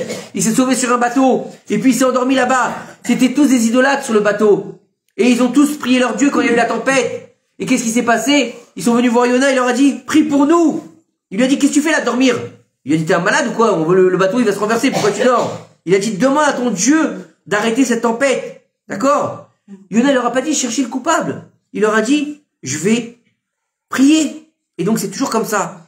Au lieu de chercher la faute chez l'autre, d'accord? Faut admettre que je suis responsable de cette tempête. Puisque Yona, quand il s'est levé, il a compris que la tempête était à cause de lui. C'est pour ça qu'il a prié pour eux. Parce qu'il savait que il était responsable de la tempête que Dieu il avait envoyée. Qu'est-ce qu'il leur a dit? Jetez-moi à l'eau. Il faut être responsable de ses actes. Il faut être responsable de ses pensées et de ses actions. D'accord? Quelqu'un qui pense salement, il peut pas dire, ah, c'est parce que la télé, elle a montré un film sale. Qui t'a demandé de la regarder? D'accord? Qui t'a demandé ça? Le mec, il est, ah, moi, si je suis devenu alcoolique, c'est à cause d'un pote à moi. Mais qui t'a demandé d'aller au bar à tous les soirs avec lui? Si lui, il a envie de se flinguer, qu'il se flingue. Mais ça t'empêche pas de te dire non. Ah non, moi, tu sais, hein, c'est, comment on dit? C'est Avat Israël. Je vais pas le laisser boire tout seul. Mais t'as perdu ta femme et tes gosses. Oh, bah. Ben non. Faut comprendre. Une mitzvah, on fait pas une mitzvah sur le dos d'une avéra. On ne fait pas une mitzvah sur le dos d'une avéra. C'est pour ça qu'à Sukkot, vous avez jamais remarqué que quelqu'un qui n'a pas de loulav, on lui dit quoi? Je te le donne. Pourquoi on lui passe pas comme ça? Tiens, tiens. On lui dit je te le donne. Pourquoi on doit lui dire je te le donne? Parce que sinon, s'il fait une mitzvah sur du vol. Sur du vol, c'est une bracha levatala. Ça veut dire quoi? Le mec, il va voler cette filine, mais il va les mettre tous les jours avec Kavana. Hein. C'est des filines volées. Vous imaginez? C'est pas possible. On peut pas faire une mitzvah sur le dos d'une avéra. Le plus important, c'est de la faire.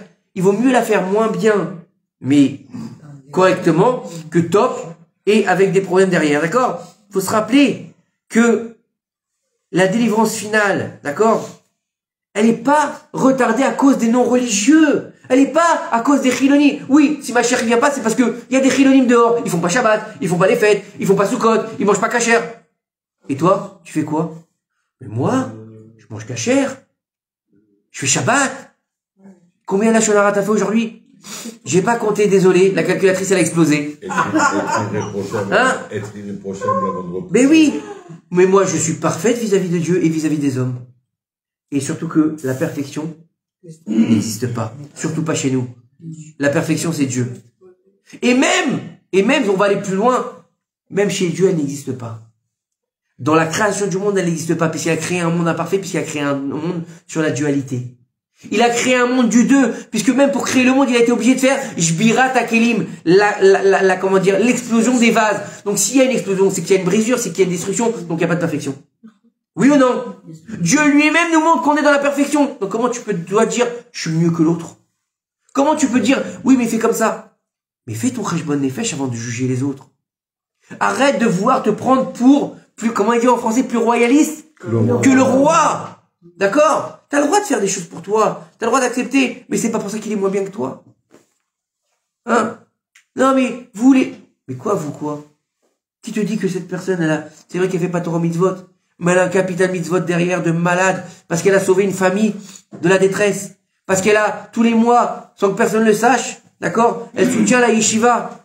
Et si la yeshiva, elle reste encore ouverte, c'est grâce à elle. Toi, qu'est-ce que tu fais? Moi, j'ai des papiers, j'ai machin, et j'étudie toute seule. Et dès que quelqu'un vient me dire, j'ai un problème de la j'ai pas le temps. Bah, c'est pas un religieux, ça. Excusez-moi. D'accord? Ça dépend de nous. La Géoula, elle dépend de chacun d'entre nous. Chacun ici présent et chacun dans le monde entier, qu'il soit en Israël ou en Chutz La'aretz. Chutz La'aretz, c'est encore un autre problème, parce que le problème qu'on te dit, c'est que celui qui vit en Chutz La'aretz, c'est comme s'il n'avait pas de Dieu. C'est encore un problème. Mais encore, on rentre pas là-dedans aujourd'hui. D'accord? C'est malheureux. Mais c'est toujours comme ça. Le juif, il attendait de pousser pour sortir. En espérant, il faut prier. Vous savez qu'il faut prier pour nos frères et sœurs qui sont en Chutz La'aretz. Je parle pas que les Français. Parce que Chutz La'aretz, c'est grand. Faut prier pour eux, qui finissent leur tikkun et qui viennent en Israël, Bezrat Hashem, pour faire kibbutz galuyot et pour en plus dévoiler Mashiach. Akadosh Baruch Hu, il veut qu'on soit meilleur. Combien il nous reste de temps aussi? 5 minutes. Il veut qu'on soit meilleur. On est à 1 heure? À combien de temps on est? On a passé? On a passé, oui. Il veut qu'on soit meilleur les uns envers les autres. Il veut qu'on soit bons, pas des jambons. Il veut qu'on soit bons l'un pour l'autre. Non, mais il faut comprendre que c'est facile de dire, moi je suis religieux, moi j'ai un kissouille, moi j'ai un titit, moi j'ai étudié la Torah tous les matins, et lui c'est un rachat. Qu'est-ce que t'en sais que c'est un rachat celui-là? Oui, mais il parle pendant la prière. Bah il n'a pas encore réussi à tenir pendant la prière. Et celui-là, il met pas cette filine comme il faut. Et alors qu'il met pas cette filine comme il faut? C'est pas grave. Ou il met pas du tout. Mais il a des bonnes midotes. Il a un bon respect, à tel point que, écoutez bien ce que disent nos sages. Un enfant, on voit des enfants, des érudits en Torah, des dayanim en Torah, que leurs parents, ils sont pas religieux. Comment ils ont fait pour avoir un tel joyau? Ils ont des vertus. Ils ont des bonnes midotes. Au moment de la conception, ils sont tenus dans la sniout. C'est pas des religieux. C'est pas des religieux. Ils font pas Shabbat, ils mangent pas kasher. Mais au moment de l'union, il y avait de la sniout. Ça suffit. On est mieux que Dieu, nous, pour décider qui est tsniout et qui est pas tsniout. Qui on est? Écoutez bien, je vais finir par cette là que j'ai écouté hier du Rav Ronen Shaulov. Écoutez bien ce qu'il dit. Il dit, t'as été envoyé dans le monde pour être une lumière. Pourquoi tu cherches l'obscurité? Pourquoi tu cherches chez l'autre le noir?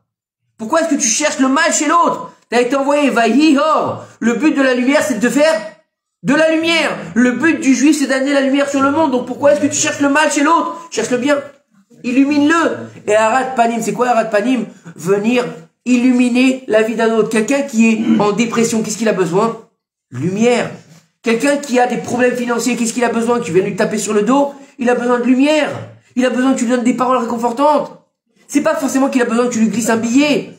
Il a besoin de paroles réconfortantes. Il a besoin d'un soutien. morale. Il a besoin simplement d'un sourire. Ça suffit un sourire. Un visage lumineux. Tu lui donnes 10 000, mais tu vas lui donner, tu lui as fait la tête de Tisha B'Av. Bah, vaut mieux que tu t'étouffes avec tes 10 000. D'accord? C'est pas une mitzvah que tu fais Navera. Donne-lui avec le sourire 5 shekels, et tu fais idiot kiffer. Et c'est ça le Inyan. C'est de comprendre que on est une lumière pour le monde. On est venu pour amener la lumière. Et s'il n'y a pas de lumière, qu'est-ce qui se passe avant? Vechoshech al peneteum. Et l'obscurité sur la face de la terre. Mais si t'es quoi? Si t'es en fait toi-même, Veruach Elohim merachefet al penamaim. Mais le souffle divin est reposé au-dessus de l'eau. Après ça, qu'est-ce qu'il y a? Vayihor. Si toi t'arrives à insuffler du divin pur envers ton prochain, tu crées la lumière. Tu crées la lumière. T'es un réceptacle de lumière. Imaginez comment c'est beau et comment c'est fort. Ça te permet de devenir une partie d'Akadosh Baruch Hu. Et on va finir sur une très très belle histoire que j'ai écoutée tout à l'heure dans le bus. Le bus, ça m'inspire. Qu'est-ce que vous voulez que je vous dise? D'ailleurs, du Rav Ronen Shaulov. Il vaut bien essayer de, comment dire,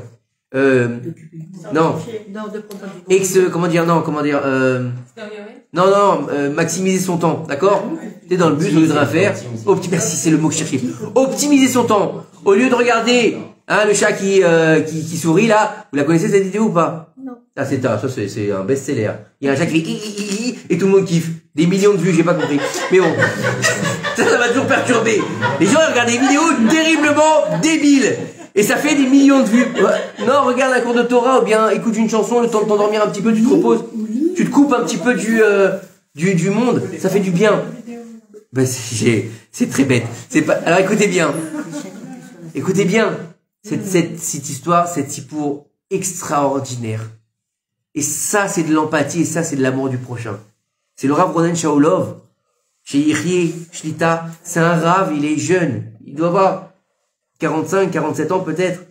Et c'est quelqu'un qui n'était pas religieux, qui est devenu religieux. C'est pas que je veux le salir en disant ça. C'est quelqu'un qui a fait une grande teshuva. Et aujourd'hui, il sort toutes les semaines, il donne des cours de Torah. Et c'est quelqu'un que malheureusement certaines personnes n'apprécient pas parce que c'est quelqu'un qui va parler de sujets tabous. C'est-à-dire qu'il va parler des boîtes de nuit, il va parler des gonzesses, il va parler de la débauche, et en général, un rabbin, il parle pas de ça. Mais aujourd'hui, c'est ce qu'on vit, on a besoin de parler de ça. D'accord? Donc c'est un tzaddik, écoutez bien. Il raconte cette histoire extraordinaire. J'en avais les larmes aux yeux dans le bus. Il raconte qu'il y avait un homme qui était très malade. Très malade. Et cet homme-là, malheureusement, donc, il avait un problème de rein. Il avait besoin de faire des dialyses. Mais, il était tout le temps, au bout d'un moment, il était tout le temps à l'hôpital. L'Oalenu veut la faire, bien sûr. Hein. Il était tout le temps à l'hôpital. Et malheureusement, il avait besoin d'un soutien. Et son soutien principal, c'était son fils. Son fils. Un de ses enfants, c'était son soutien. Et cet enfant-là, il aimait son père d'un amour incommensurable. Et il disait, papa, voilà, je sais que ça te fait du bien, j'ai besoin d'être avec toi, et toi t'as besoin d'être avec moi, donc je reste avec toi. Et un jour, le médecin, il est venu voir le fils, il lui dit, voilà, faut que je vous parle, c'est important. Il reste une semaine à vivre votre père. Voilà. Ça fonctionne plus. Ok, d'ici quelques temps, plus rien ne fonctionnera. Ses yeux deviendront jaunes, et puis, son sang sera pourri, et il sera obligé de quitter ce monde. Alors, il lui a dit, voilà, préparez-vous. Alors le fils, il lui a dit, très bien, je comprends. Le médecin lui a dit, je sais pas s'il est intelligent d'en parler à votre père. Et le fils a dit, oui, il est important que j'en parle à mon père. C'est important qu'il comprenne vers où il va. Vous savez, d'aller vers de rendre sa neshama à Akadosh Baruch Hu, c'est important. Il faut que le juif, il se prépare. Il a dit, bien sûr qu'il faut qu'il se prépare à rendre sa neshama Théora, faire teshuva avant de mourir. Je vais lui dire. Alors il est venu voir son père, il lui a dit, papa, je suis désolé, il faut que je te parle. Il lui a dit, qu'est-ce qui se passe, mon fils? Il lui a dit, voilà, la dialyse, ça fonctionne plus. Tu vis tes dernières heures, il te reste une semaine. Voilà. Il lui a dit, est-ce que tu veux que je fasse quelque chose pour toi cette dernière semaine? Et le père, il lui a dit, oui, je voudrais que tu restes avec moi. Le jour et la nuit. Tous les jours, et que tu restes avec moi jusqu'au dernier moment. Il a dit, ok, papa, j'accepte. Et quelques jours avant, où il sentait vraiment que son père était vraiment mal, il lui a dit, papa, qu'est-ce que je pourrais te faire pour te faire kiffer? Avant de nous quitter, qu'est-ce qui te ferait kiffer? J'ai envie de te faire kiffer. Alors il dit, mon fils, tu as été avec moi tout le temps. Tu m'as amené de la, comment ça s'appelle? De l'amour. Tu m'as apaisé. Tu m'as donné comment dire, la possibilité de me séparer de ce monde avec apaisement, avec sérénité. Tout ce que j'ai voulu manger, tu me l'as amené. Les sushis, le shawarma, les hamburgers, le grand restaurant, tout ce que j'ai kiffé, tu m'as emmené. Qu'est-ce que je te demande? Il lui dit, s'il te plaît, papa, y a pas un truc qui te ferait kiffer? Un truc que tu kiffes particulièrement? Alors il dit, tu sais quoi, mon fils? Tu sais très bien comment j'aime la musique. Amène-moi tel chanteur qui vienne et qui chante dans la chambre. Ça me fera kiffer. Un chanteur. Alors le fils, bien sûr, il a fait des pieds et des mains pour trouver le chanteur. Il a réussi à faire venir. Et le chanteur, et vas-y qui chante, il amène l'organe, il chante en hébreu. Et vas-y, 1 heure, 2 heures, 3 heures. Ah, écoute, Rabbi. Il lui fait son kiff, tu vois, le père, il a les larmes aux yeux, mais il a un sourire exceptionnel, et il chante tant bien que mal par rapport à ses forces, il essaie de taper des mains, il fait son kiff. Après 3 heures de chanson, le chanteur, il dit, bon, bah voilà, j'ai fini. Et là, le père, il lui dit, je t'en supplie, fais-moi kiffer.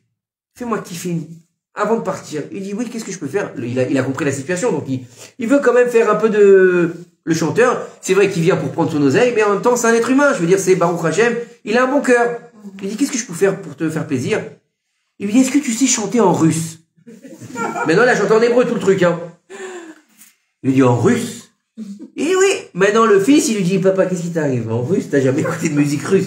Qu'est-ce que t'as besoin d'écouter de musique russe? Il dit, qu'est-ce que toi et la Russie? S'il te plaît, chante-moi une chanson en russe. Alors là, le chanteur dit, ah oui, je me souviens. Quand j'ai fait des galas, j'ai eu un ami russe, il nous chantait toujours dans les loges, petite chanson. Alors vas-y, il commence à chanter une chanson en russe. Et je sais pas chanter en russe, hein, donc ne me demandez pas. Il chante une chanson en russe. Et là, le père, il sourit encore plus que quand il chantait en hébreu. Il comprend pas, le fils, il regarde son père, il comprend pas. Bon, il finit de chanter en russe, il dit, t'as pas encore eu une petite... Ah, il dit, il fait la chanson. Il finit après 2-3 minutes. Voilà. Je t'en supplie. Voilà, regarde, je te demande plus rien après. Une dernière. Fais-moi une 3e chanson et après on se sépare. Il cherche dans ses souvenirs. Il dit, attends, il regarde sur son téléphone. Voilà. Il trouve une chanson. Il dit, bon, écoute, je vais essayer, mais je te promets rien. Et là, il lui fait sa chanson. Et le père est encore plus souriant. Et là, ni le chanteur, ni le fils, ils comprennent. Tout le monde est mort sauf lui. Hein? Alors, le fils, et il finit la chanson, et il le remercie, et merci de m'avoir chanté en russe, tu sais pas quel kiff tu m'as fait, et c'est exceptionnel. Il le remercie encore plus que quand il avait chanté en hébreu. Le chanteur et le fils sont dubitatifs, il dit, celui-là, je vois, peut-être qu'il a pris trop de cachets, il a un peu pété les plombs, le sang lui est monté à la tête, il est en train de rendre son âme à Hachem, peut-être que... Ah, il est pas bien, quoi, tu sais, il délire, quoi. Et là, il sort avec le chanteur pour le raccompagner, pour le payer. Il va pour le payer. Et le chanteur, il dit, quand même, franchement, j'ai vu ton père, pendant que je chantais en hébreu, il était bien, mais quand je chantais en russe, il était encore plus kiffant. Il aime la musique russe. Et là, le fils, il dit, il a jamais écouté de musique russe de sa vie. Il dit, je suis quand même curieux de savoir pourquoi il voulait de la musique russe. Il dit, viens, je t'en supplie, va lui demander. Et le fils lui dit, tu sais quoi, viens avec moi, on va lui demander ensemble. Maintenant, toute la famille est autour de lui, puisqu'il rend son dernier souffle, avant de rendre son âme à Kadosh Baruch Hu. Et le fils, avec le chanteur, il vient vers lui, il dit, papa, je t'en supplie, le chanteur et moi, on n'est pas bien là, on a un rastra. Je t'en supplie. Tu peux nous expliquer pourquoi t'as demandé de chanter en russe? J'ai dit russe. Toi et la Russie, c'est... Toi, t'es dans ta Mizrach, limite t'es Mali, t'aimes les chansons marocaines, t'aimes les chansons... Mais jamais dans la maison, je t'ai entendu écouter une musique russe ou bien un truc russe. Je t'en supplie, dis-moi pourquoi. Et en plus, c'est pas ça, c'est qu'en plus, t'as pris plus de plaisir qu'avec les chansons hébreux. Je t'en supplie, dis-nous pourquoi. Le père lui dit, rapproche-toi, s'il te plaît, mon fils. Viens, je vais te dire. Il lui dit, je vais te dire un secret. Il dit, quel secret? Il lui dit, tu sais, moi et la Russie, rien à voir. Rien à faire. Il dit, je comprends rien avec la musique russe. Et puis, j'aime pas ça non plus. Il lui dit, dans la chambre, derrière le rideau, il y a un autre patient, un russe, que sa famille, elle vient pas voir. Et la dernière fois, on est en train de discuter ensemble. Et il m'a dit, moi, ce qui me ferait kiffer, c'est d'écouter un peu de musique russe. Donc c'est pour lui que je vous ai demandé de chanter en russe. Ça veut dire que même au seuil de la mort, cet homme-là, il a pensé d'avoir de l'empathie pour son prochain. D'accord? Il était peut-être juif, le russe, hein, c'était peut-être un juif, mais c'est pas le problème. Même s'il n'était pas juif, il a voulu donner du baume au cœur à un malade hospitalisé, alors que lui-même est en train de mourir. Ça, c'est Avat Israël. J'ai vu, moi, quelque chose comme ça. Ça, c'est exceptionnel. Ça, c'est un niveau d'amour du prochain incroyable. Donc, c'est pour ça que je voulais partager avec vous ce soir la relation avec son prochain, parce que au jour d'aujourd'hui, on peut étudier beaucoup de Torah, on peut faire des cours exceptionnels, où on va dire pendant le cours, waouh, génial, comme on le voit souvent dans les cours des Gématriotes. Vous avez jamais entendu les cours des Gématriotes? Dans les cours des Gématriotes, on dirait qu'on est dans un zoo. C'est génial! Hein? Oui, 15, 27, 22, et le numéro complémentaire, le 35. Les gens sont abasourdis. Quand ils sortent du cours, ils ont rien compris. D'accord? Tu peux me répéter le cours? 35. D'accord?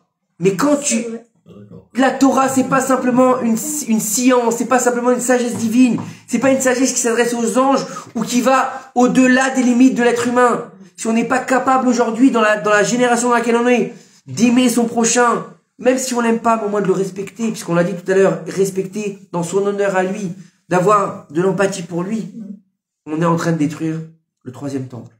Et notre sage nous dit, celui qui n'a pas reconstruit le temple, c'est comme s'il avait lui-même détruit. Aujourd'hui, le temple a été détruit il y a presque 2000 ans, il me semble, par la haine gratuite. À nous de le reconstruire par l'amour gratuit. Et c'est ça, je pense, le message de ce soir. Je vous dis franchement, tout ce que j'ai lu avec vous, je l'ai pas eu hier soir. J'ai juste lu le début, la relation avec son prochain. J'ai découvert en même temps que vous. C'est un message qui est transcendant, je pense.